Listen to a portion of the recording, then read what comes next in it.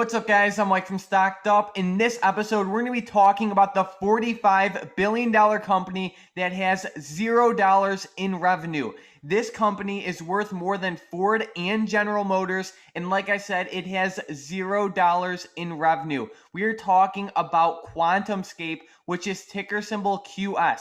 This is one of those stocks that's really benefiting from the electric vehicle explosion.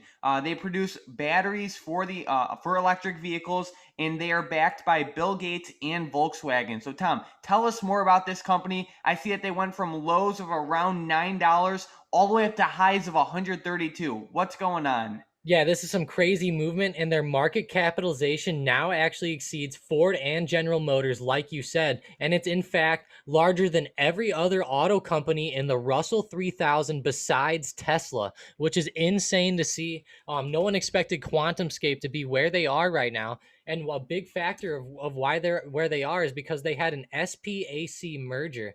And Mike will detail what a SPAC is later on, but this really allowed them to get going in the beginning. And following the completion of their merger, they saw shares of their stock take off. And the merger happened around the end of November. And you can see that's right around where their stock really started to fly up. And this gave them a lot of funding money for them to also use in other investments and just to help their company grow and do more reinvestments into the company, which is very smart. But that also comes alongside heavy trading to where 20 million shares of QS changed hands the day that they had that merger. And you can see on the volume bars down here, there's been a few days where they've had some huge orders coming into the stock. And just 3 days ago was one of their most voluminous days. And it's just a crazy stock. A lot of people are watching it, and the volume on it has been insane. And also the growth, like you said, from $20 all the way up to $132. Yeah, so a SPAC is extremely popular now. You see a lot of SPACs just exploding, and a lot of them have to do with electric vehicle companies. There's so many. Just as we all know from Tesla alone, this sector is just exploding. And QS is mainly focused on batteries. They're not building a vehicle. They're not doing anything like that. They're just focused on making like the great batteries and then selling them to other electric vehicle companies.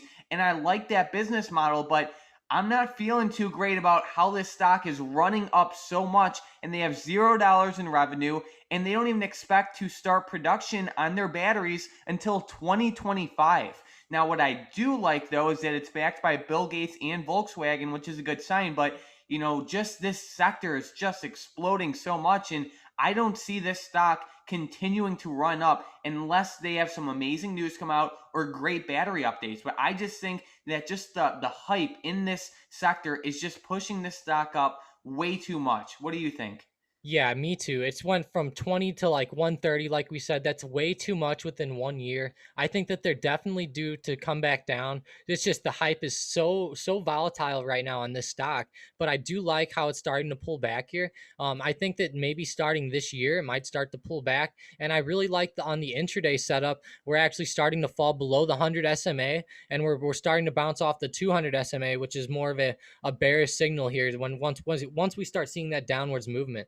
And I just really think that this stock would have to pull back. Like you said, it's up so much. And how could a stock that has $0 in revenue be compared to stocks like Ford and General Motors and actually have a higher market cap than them? That's Yeah. kind of insane. And it says that they're actually nearing, I think, Toyota's market cap as well over in Japan. So it looks like that Quantumscape is really making a name for itself, even though they don't really do anything yet or produce the batteries like you said, they're going to be producing them in 2025. And that's whenever I think they would really take more of a foothold. But for right now, I'm just not sure what to think on this. I personally might think about doing some type of credit spread on them, given how high they are up right now. Mike, what do you think? Yeah, I really like a strategy that involves shorting options, but I just want to touch on something real quick. So it's different when you're Tesla and you go from 70 to 695 and you actually have great numbers behind it. It's different when you're being added to the S&P 500 and you have positive earnings and you're doing good production wise. But it's another thing when you have $0 in revenue and you're not even expected to produce batteries until 2025, and then you're getting this crazy valuation. So yeah, I'm just not feeling the best with QS. They have a lot to gain if they make great advancements in their battery technology. if they make a great battery, there's going to be a ton of clients for them, and they're definitely in a great market, in my opinion. I just don't love the run up. But speaking of a potential trade, I'm glad you brought this up. The implied volatility on this stock is 190%. That is insane. To put that into perspective, looking at Tesla, we all know how volatile Tesla is. And Tesla's IV right now is 66%. QSIV is 190%. And we all know Tesla's extremely volatile. So basically what this tells us is QS is obviously extremely volatile, but more importantly, the options prices are extremely, extremely expensive. So for example, if we look at the January 15th options chain, if you want to buy an at the money, oh my God, wow. So if you want to buy an at the money call option, it will cost you about $1,200. If you want to buy an at the money put option, it'll cost you about $3,300. Like, this is actually insane. This is a huge discrepancy right here. The 115 calls are going for about the ask right now is around, you could say $1,200, and then the ask for the 115 puts is around 3,400. So Wow, I don't think I've ever seen this before, Mike. that's insane. I mean, there's certain circumstances where, like, if a stock has a dividend or something like that, the calls and put prices can be like weighted to one side. But that is a very big discrepancy, and that just shows you that people are really bidding up the put prices on the stock. So no matter what, this stock has extremely expensive options, and it's very volatile. And another thing I just noticed is it's hard to borrow. So you can't even really short. I mean, you could short it if you want, but you'll have to pay a lot of interest. But either way, I'm not feeling too hot about this stock. It is a hype stock though. So, like, for example, this stock might run up to $150 because it has so much hype. No one can really call a top, but really don't get caught into buying this stock. Just understand everything about it. They have $0 in revenue, and they're not even expected to produce anything until 2025. So personally, I'm definitely going to be staying away from this stock. What are your thoughts? Yeah, I'm going to be staying away as well, unless I possibly play some puts to the downside, maybe. But like you said, they're just, look at the discrepancy on those puts, man. You have to pay $3,300 to get a put, and the calls are only like $1,000 to $1,200 for at the money. So that makes no sense. If you got the puts right now and then they went down, you might win in the short term. But I would think if you held them for a few days, that implied volatility would get crushed, and then you would end up losing on the puts anyways. And I'm sure that the expected move is going to be huge on this stock. And Oh yeah. it's just something to where it's so risky that why even put your money into something like that whenever you have a lot of safer stocks like Boeing and like JP Morgan and stuff like that you can trade options on, that are a lot safer, and the implied volatility is also a lot safer on these other stocks as well. I just don't see, a lot of people love to play these stocks once they're already up to $130. But the thing is that we never hear anyone talking about these stocks like Quantumscape whenever they're down here at $20 or $40. No one's really talking about them when they're down there. You only hear about them after they've already went up 300% and made most of their move.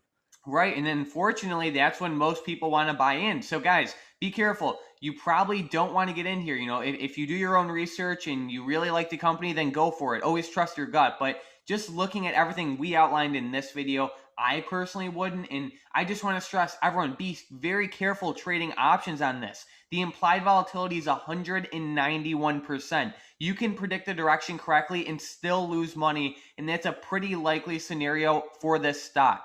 Today alone, it's up 5%. It's up 5%. And the daily options are pretty much all down.